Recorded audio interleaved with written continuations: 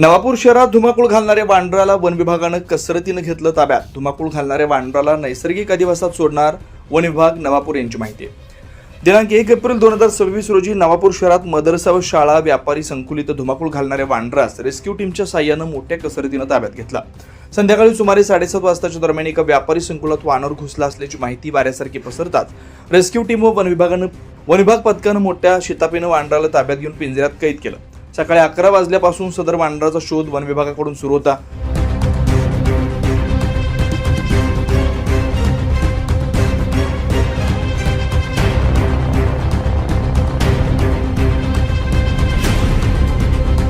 नवापूर शहरातील काही शाळा, मदरसा इथं आल्याची माहिती मिळताच वन विभाग व रेस्क्यू टीम धावून जात होते, परंतु वानर निसटून जात होता. सायंकाळी 7:30 वाजता वानर एका संकुलात असल्याचं माहिती होताच मोठ्या कसरतीनं वानराला ताब्यात घेतल्यानं नागरिकांनी सुटकेचा निश्वास सोडला.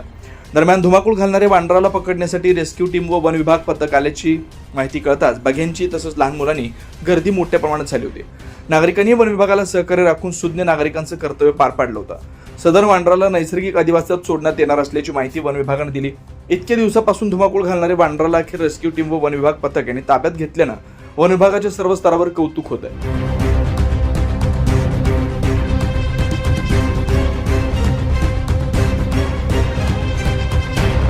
सदर कारवाई रोशनबुवा साहेब, सहाय्यक वनसंरक्षक नंदुरबार, नवापूर वनपरिक्षेत्र अधिकारी अमोल काशीकर यांच्या मार्गदर्शनाखाली रेस्क्यू टीमचे वर्ल्ड फॉर नेचर संस्थेचे जळगाव जिल्हा उपाध्यक्ष हर्षद पाथरकर, संघटक कैलास राठोड, वनक्षेत्र नवापूर कर्मचारी AM शेख, वनपाल वडकळंबी, हिरालाल माळी, वनरक्षक जामतलाव अजय भोये, वनरक्षक बोरझर गोपाल कोकणी, वनरक्षक प्रतापूर श्री नरेश कोकणी, वनरक्षक सरी उदयसिंग पाडवी, वनरक्षक कारेघाट निलेश गावित, वाहन चालक पनू गावित, कायम वनमजूर नवापूर यांनी सदर कार्यवाहीत सहभागी नोंदवून वानरास नेट व पिंजऱ्याच्या साहाय्यानं रेस्क्यू केलं होतं.